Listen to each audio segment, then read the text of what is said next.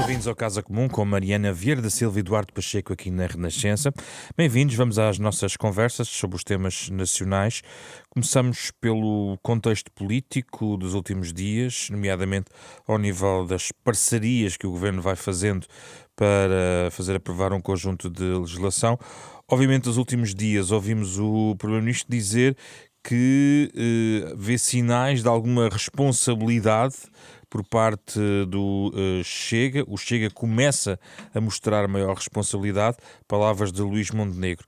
O mesmo Luís Montenegro, Eduardo Pacheco, que há 3 meses, no debate com André Ventura, dizia que não era propriamente um parceiro fiável e era mesmo, dizia, um catavento do ponto de vista das suas medidas, um catavento político, com um pendor destrutivo, sem maturidade nem decência. O que é que mudou em 3 meses?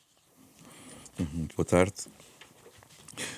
Umas eleições, e essas eleições fez com que o Partido Social Democrata, estando sendo partido maioritário no governo, tenha que, sem maioria absoluta, tenha que negociar a aprovação das suas medidas no Parlamento, ora com um, ora com outros. Aquilo que tinha passado no último ano, sobretudo, é que a palavra que era dada pelo Chega, eu diria poucas vezes, para ser simpático, para não dizer que nunca, era depois confirmada. De facto, na minha presença no Parlamento, com todos os partidos, e até com aqueles mais à esquerda, aquilo que estava acordado de boca era respeitado integralmente. Eu não me recordo em matéria orçamental, de ter acordado alguma coisa com o Partido Comunista Português, já não falo com o PS, mas com o Partido Comunista Português, ou com o Bloco de Esquerda, e depois alguém roer a corda no final. Ora bem, não foi assim no último ano com o Chega, como nós todos nos apercebemos. E por isso é natural que o Primeiro-Ministro tivesse essa desconfiança. Nestes primeiros tempos, a verdade é que o Chega cumpriu a sua parte. E ao cumprir a sua parte, é natural que o Primeiro-Ministro responda em conformidade, dizendo que está a mostrar alguma responsabilidade, porque aquilo que é acordado é cumprido e é respeitado. E esperemos é que esse posicionamento continue para que, uma vez com o Partido Socialista, outra vez com o Chega, o Governo vá conseguindo. Não vale a pena voltar a discutir o não é não, no sentido desse não é não já não existe. O não é não foi sempre dito que tinha a ver com a entrada no Governo.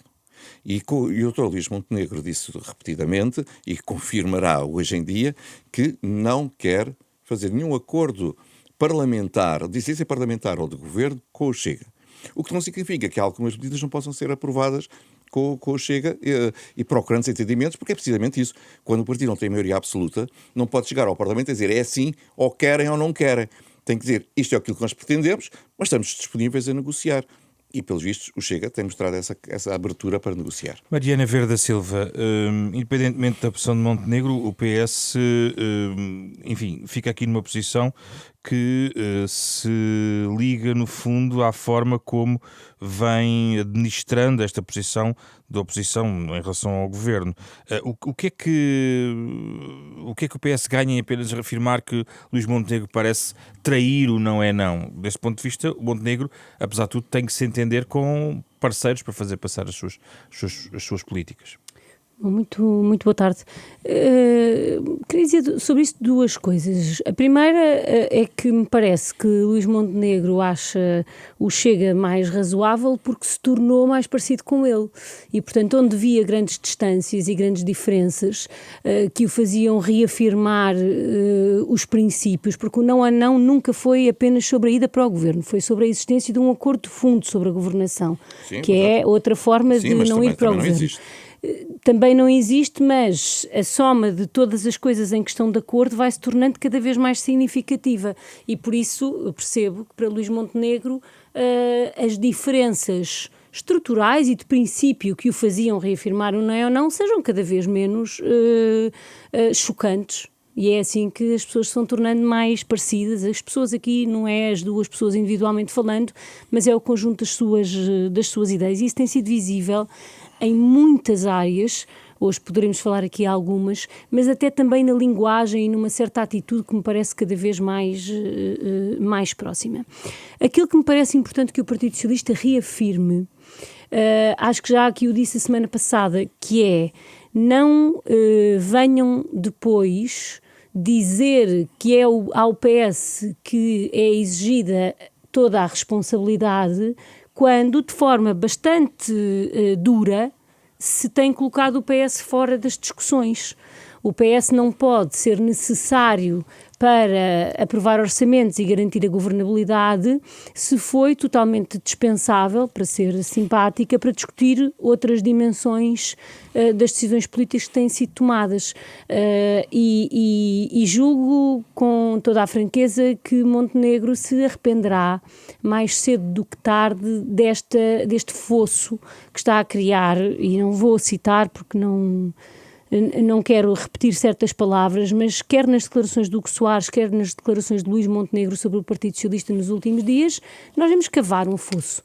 E quando se cava um fosso, as coisas tornam-se mais distantes. Mas Montenegro também conta que o PS disse ter fundado a expectativa que os dois maiores partidos da oposição possam viabilizar o orçamento do Estado. Pois, mas também disse que o Partido Socialista parecia não saber estar na oposição, também disse que o Partido Socialista estava completamente perdido e frases desse tipo. E nós, quando hostilizamos... Isso não é uma crítica normal em democracia? O tom mudou completamente. Não é preciso ser nenhum analista de conteúdo para perceber que o tom com que se fala do Partido Socialista mudou completamente. Estão no direito de o fazer. Eu não estou aqui, não estou a queixar.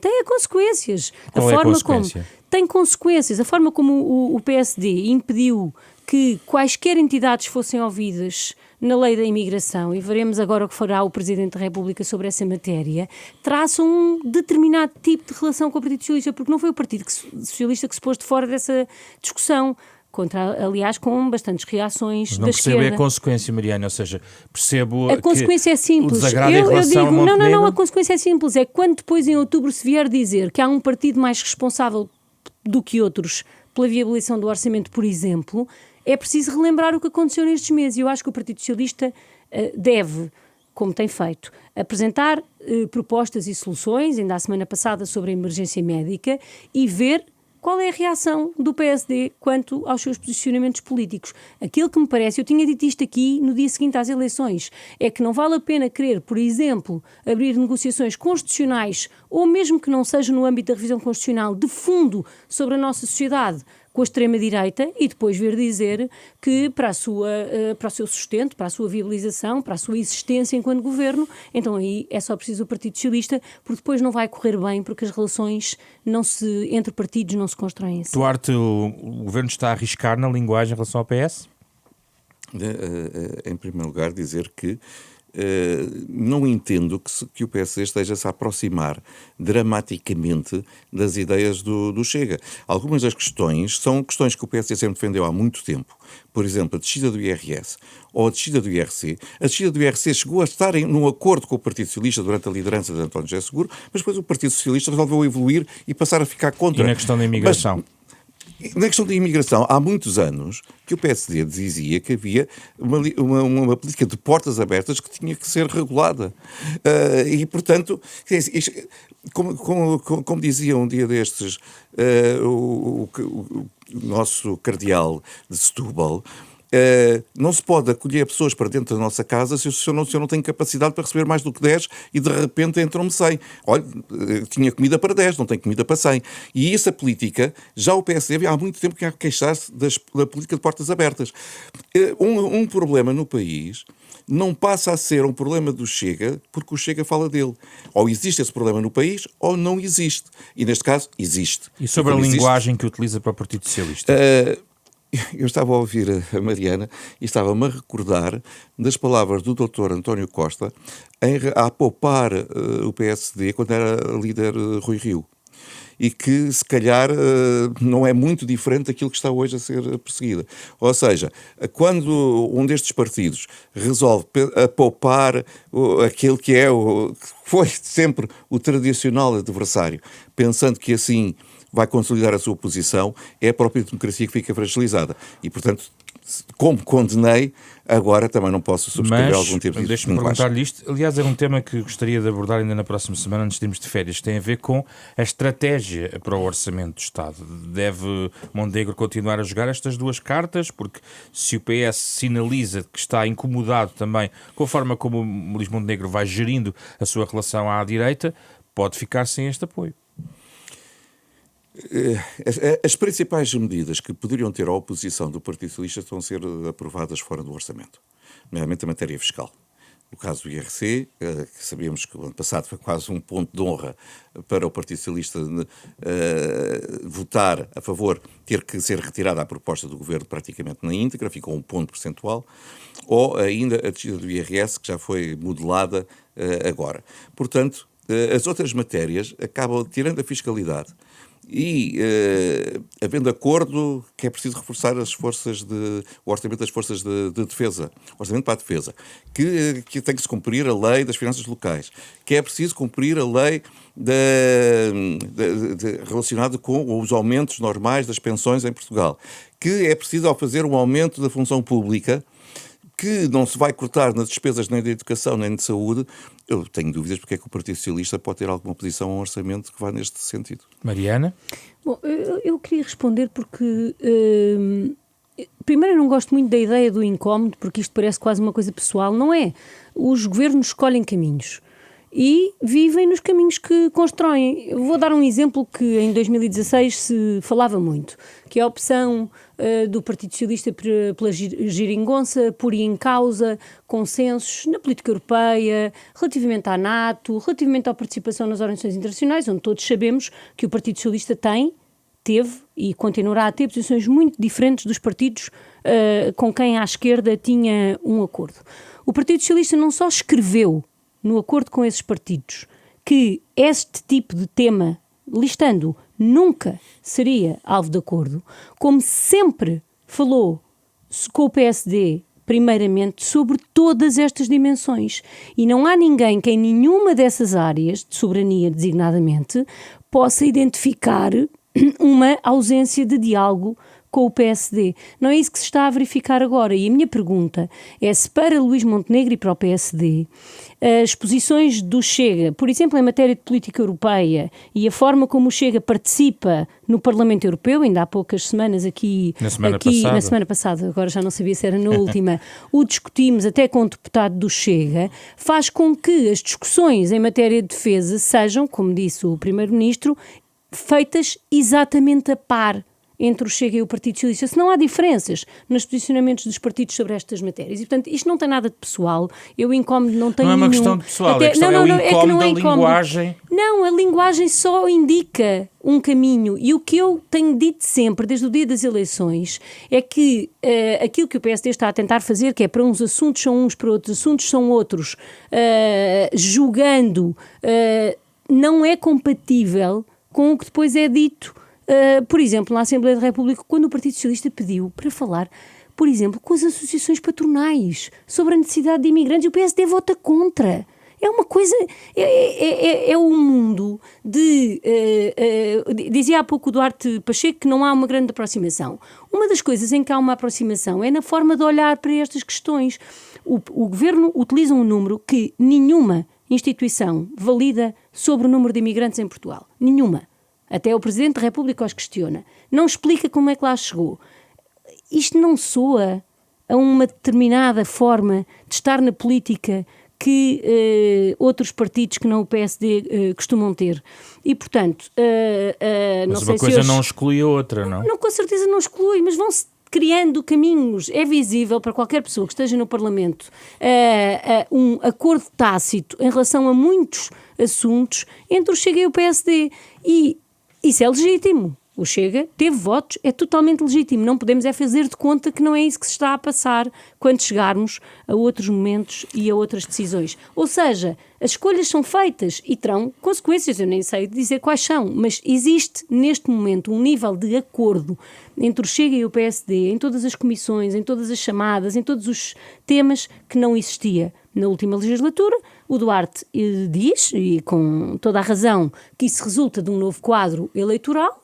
Pronto, mas então temos um novo quadro eleitoral e um novo quadro político, e ao longo do próximo ano, quando regressarmos de férias, é nesse quadro que discutiremos. Mas antes de irmos de férias, ainda que vamos voltar para a semana a esse tema, Duarte, eu queria avançar para uma pequena nota, mas pode só dar aqui uma pincelada, um remate mesmo. Precisamente, há questões, é que o PSD e o Chega dificilmente se irão entender, por exemplo, sobre política europeia.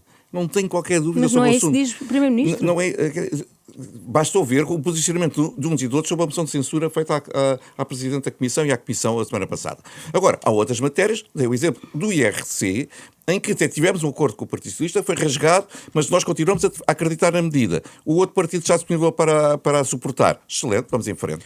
Duarte, as mudanças na disciplina de Cidadania e Desenvolvimento, que vão ter a contar com novos conteúdos a partir de setembro, fazem sentido, foram muito criticadas, nomeadamente o fim de algumas matérias relacionadas com a sexualidade. Aí é claramente uma divergência sobre o modo como nós vemos a sociedade e entendemos aquilo que deve ser a educação. Eu revejo perfeitamente nesta reforma que está em cima da mesa e que está agora em discussão pública, e vamos ver como é que termina. Porque a educação tem que estar fora de tudo quanto seja preconceitos ideológicos ou com uma ideologia a querer impor esses valores à sociedade. Isso não é aceitável. E quando aceitamos isso, caminhamos não para unir as gerações, mas pelo contrário para abrir fricções entre elas. Por exemplo, em Espanha, um dos problemas para o aumento do nacionalismo das diferentes províncias resulta precisamente da educação ter sido regionalizada. E, portanto, temos, ao longo de 50 anos, jovens que crescem nas escolas a dizer a Catalunha é um país livre, estamos ocupados. E, claro, que quando chegam aos 50 vão para a rua manifestar-se contra o opressor. Ora bem, porque a educação foi usurpada ideologicamente. E aqui estava a ser em determinadas matérias, nomeadamente em matérias de género e em matérias de sexualidade, que sempre estiveram no seio da família, nomeadamente para crianças muito jovens, para crianças realmente abaixo dos 10 anos, e isso não era aceitável. Duarte, acha que não deve haver educação sexual nos currículos? Aos 6 anos tenho muitas dúvidas. E era isso que estava a acontecer. Mariana? Bom, queria distinguir aqui duas dimensões. Em primeiro lugar, o facto de eu ouvir sistematicamente estes exemplos, mesmo enquanto estava no governo, e depois sempre que se pergunta em que escola é que isso aconteceu, nunca chega um papel, um exemplo, um nome. Nunca. Quem tem agitado essas bandeiras nunca tem tido a capacidade de dizer onde é que isso está a acontecer, porque não é isso que está nos programas e, portanto, se está a acontecer um enviesamento ideológico ou o que seja, onde é que isso está a acontecer? Nunca se consegue um exemplo de uma escola. Estou particularmente à vontade porque vou dar um exemplo talvez exagerado, mas se descobrirmos que na disciplina de História um professor está, e é possível, não é difícil, a enviesar uma determinada leitura, o Ministério da Educação, a escola em primeiro lugar e depois o Ministério da Educação têm os instrumentos necessários para exercer a sua autoridade sobre desvios àquilo que é, no fundo, o programa, o currículo e as orientações da disciplina. Em segundo lugar, eu queria dizer que o que foi feito agora, e estamos em discussão pública e eu tenho sempre esperança que as pessoas percebam os erros que cometeram e os corrijam, não foi retirar as dimensões, vou simplificar, que foram acrescentadas em 2017 ao programa. Nem sequer foi o que o Ministro da Educação há uma semana tinha dito, que era que incluir na parte da educação para a cidadania, da educação para a saúde, matérias relacionadas com a educação sexual. Aquilo que se faz é retirar também da parte da educação para a saúde qualquer referência a esta matéria, que no documento que foi colocado em consulta pública só existe relativamente à violação de direitos humanos em espaços e tempos do mundo. Portanto, não há para nenhum ano de escolaridade. Não é aos 6 anos, é aos 6, é aos 10, é aos 14, é aos 16. No momento em que nós sabemos o que é que está a acontecer na sociedade portuguesa e na sociedade a nível mundial, que é o crescimento da violência na intimidade no namoro, o crescimento das doenças sexualmente transmissíveis, o crescimento do consumo de pornografia por crianças muito pequenas, tudo isto está relatado. Então, e o que é que o governo português decide fazer? Decide retirar do espaço da escola, que é o único sítio onde a sociedade pode homogeneizar o tipo de conhecimentos, porque nem todas as famílias o sabem fazer. Que é uma divergência de base com o Eduardo Pacheco. Mas é com o Eduardo Pacheco, não é com o PSD. Porque o PPD, no seu primeiro programa, em 74, referia à necessidade de haver institutos que desenvolvessem as dimensões de educação sexual. O governo do Bloco Central, em 84, diz que as escolas devem ter nos seus currículos elementos desta ordem. A lei de base em 86, o currículo de 99, em momentos em que diferentes partidos e pessoas muito diferentes, umas mais próximas do meu espaço ideológico, outras mais próximas do espaço ideológico do Eduardo Pacheco, escreveram que a escola tem esta obrigação. Enquanto nós estamos a gravar, o Ministro da Educação está a dizer que só retirou da disciplina da Educação para a Cidadania, pode estar noutras disciplinas. E eu pergunto quais?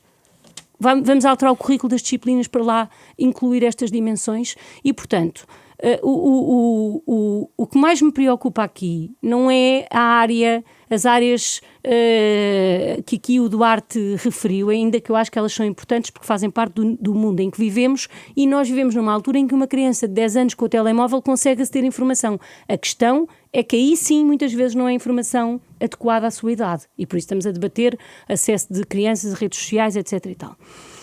A mim o que me preocupa é uma viragem do PSD para um discurso que nunca foi o do PSD, pondo em causa, na minha perspectiva, grandes evoluções que o nosso país teve de acesso à contracepção, de diminuição da gravidez indesejada em adolescentes, da diminuição das doenças sexualmente transmissíveis, que aliás já estão a crescer. Nós vemos o mundo a piorar nestas dimensões e retiramos aquilo que sempre foi aceite desde a nossa democracia como base comum. Não estamos a discutir que partes é que saem. Sai tudo do currículo da Educação para a Cidadania. E isso, quanto a mim, é mais um sinal daquilo que eu dizia de uma distinção mais difícil entre a agenda do Chega e do PS. Dei-lhe aqui mais... a Mariana gastou aqui mais um minuto que eu tenho que dar ao Duarte. Com certeza. Mas estou a derrapar muito o tempo. Só mesmo um remate, Duarte. Entendemos que a família, de facto, deve ser o centro onde estas matérias devem ser discutidas e transmitidas aos mais jovens.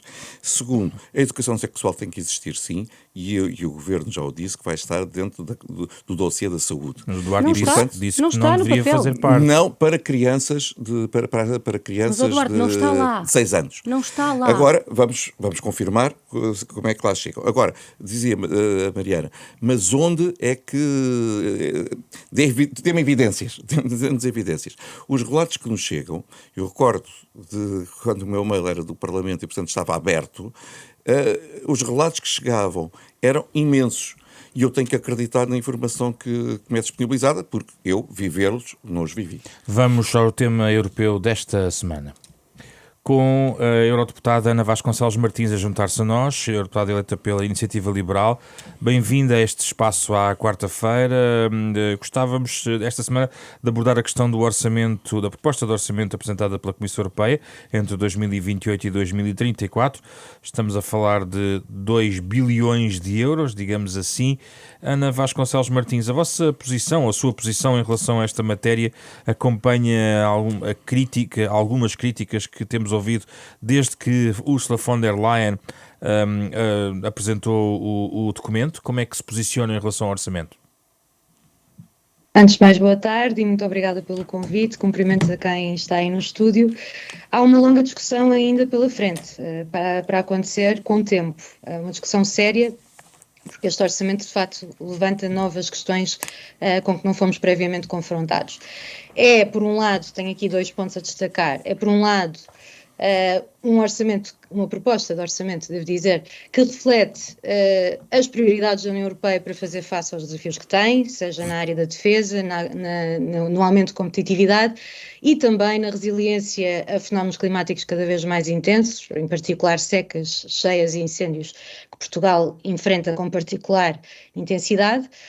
E o outro aspecto a destacar é, se há um aumento do orçamento, então a questão que se coloca é como será financiado e qual o processo de atribuição destes fundos. Aqui abrem-se 3 caminhos, aparentemente. Um deles são os chamados recursos próprios, que na prática são impostos europeus escondidos e que pelos vistos, a abordagem preferida da Comissão. Depois temos o caminho da emissão de dívida, do aumento de emissão de dívida, e aqui serão impostos que são cobrados no futuro. Isto também é problemático, a começar pela responsabilidade geracional que levanta. E depois há a questão do aumento das contribuições nacionais, que parece que é a via aparentemente preferida por vários governos, incluindo o português. E aqui isto abre outra discussão, que é se isto implicará um aumento de impostos a nível nacional ou também a via dos cortes. Há aqui outro aspecto a salientar que parece interessante, que é o do Fundo para a Competitividade, mas aqui mais uma vez é preciso clarificar no que é que isto consiste e como será atribuído. Se o foco será em projetos prioritários como ferrovia, infraestrutura e independência energética, ou se vamos ver mais uma vez a proliferação destes fundos por 1001 mini-projetos locais que depois têm muito pouco impacto do ponto de vista do desenvolvimento económico dos países. E, portanto, há aqui o verdadeiro debate a ter agora nos próximos meses. Deverá focar-se sobretudo no método e processo de aplicação destes fundos, e que há várias questões ainda a clarificar. Muito rapidamente, ainda em relação à questão da agricultura, que é um tópico bastante sensível nesta matéria, o Ministro da Agricultura fez contas e diz que há uma perda de 7 mil milhões de euros. São também as contas que a Iniciativa Liberal faz, e qual é a relevância deste tema, por exemplo, para a posição da Iniciativa Liberal no contexto desta negociação? Como diz, é um processo negocial que vai ser, de certa maneira, lento, mas muito sensível. Muito bem, e também há questões levantadas em relação aos fundos de coesão. Aqui a questão, mais uma vez, tem a ver com como é que estes fundos estão a ser repensados e como é que a sua atribuição irá acontecer. Se houver uma maior condicionalidade de observância de mais medidas e reformas que de fato preparam a nossa economia para um futuro bastante diferente, então vemos isso com bons olhos.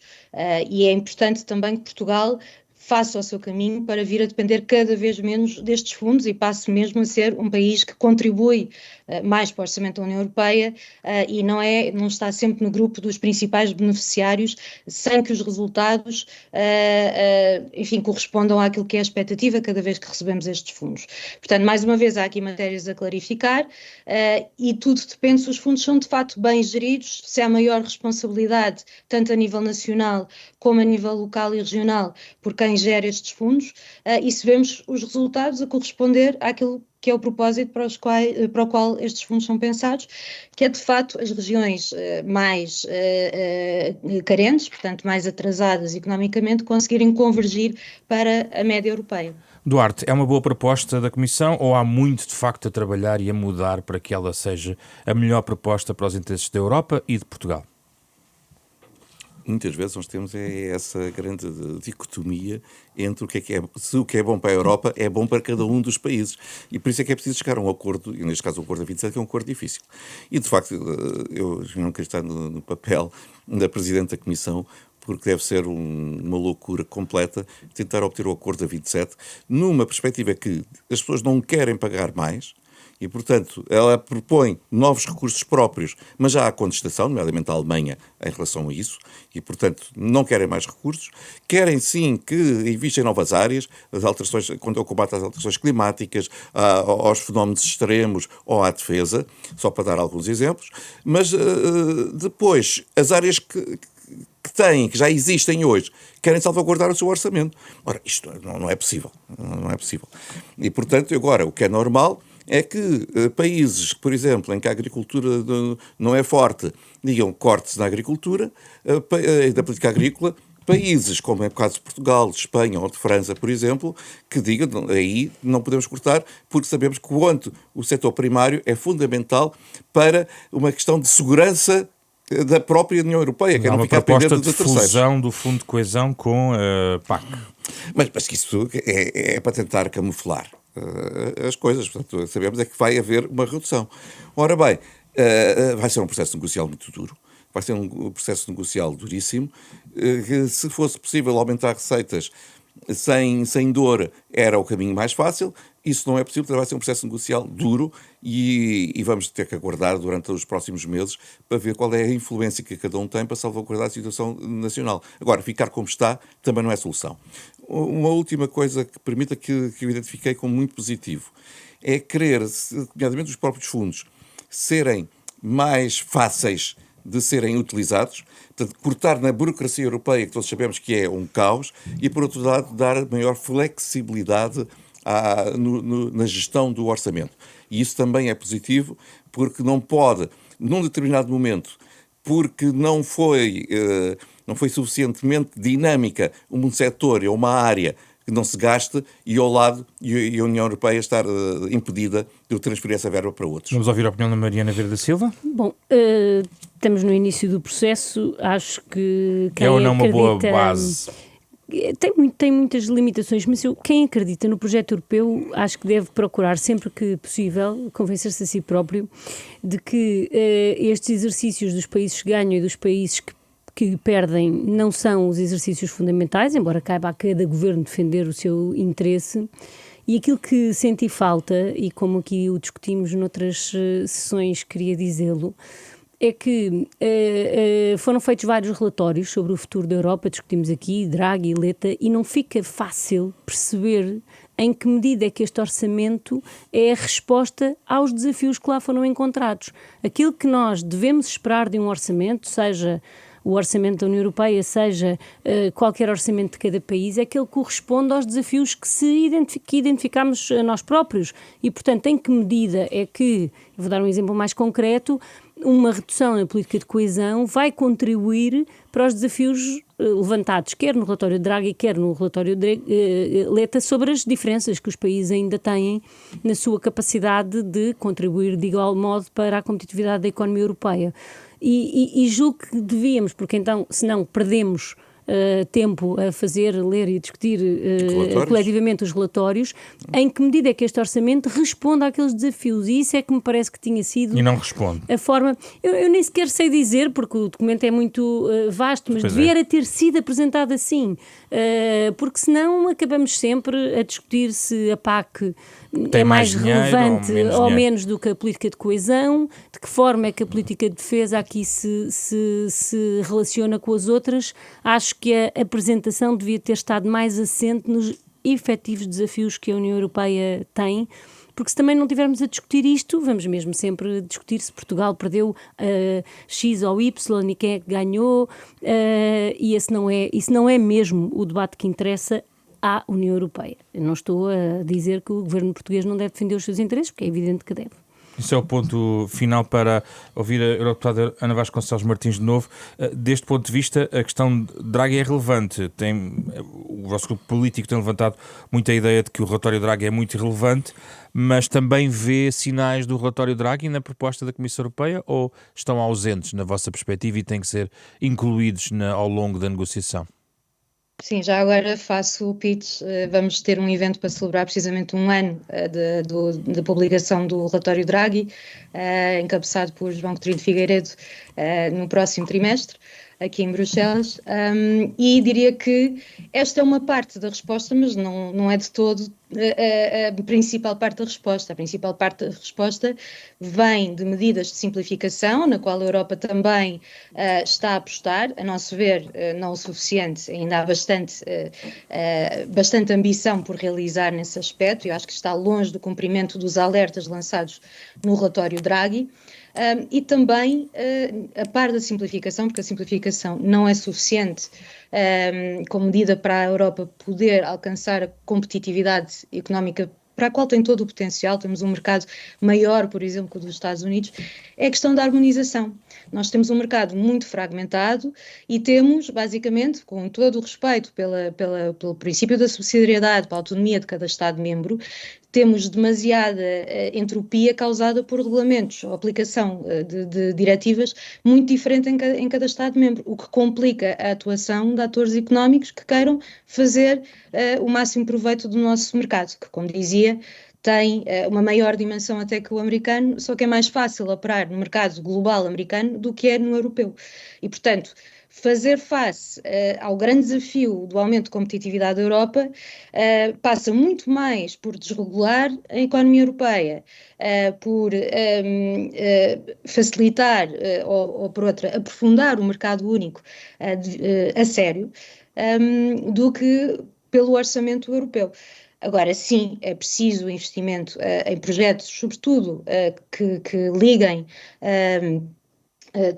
portanto, vão além fronteiras, e isto é patente, por exemplo, na questão da ferrovia, e fazer uma aposta significativa naquilo que são infraestruturas básicas para a União Europeia poder ser competitiva. Agora, nos novos moldes, não só da competição entre potências globais, mas nas novas tecnologias que vão marcar o futuro da nossa economia. Muito obrigado pela sua participação. Contamos na próxima temporada que ter também mais vezes Iniciativa Liberal no nosso espaço. Nós vamos voltar na próxima semana para o último Casa Comum antes das férias.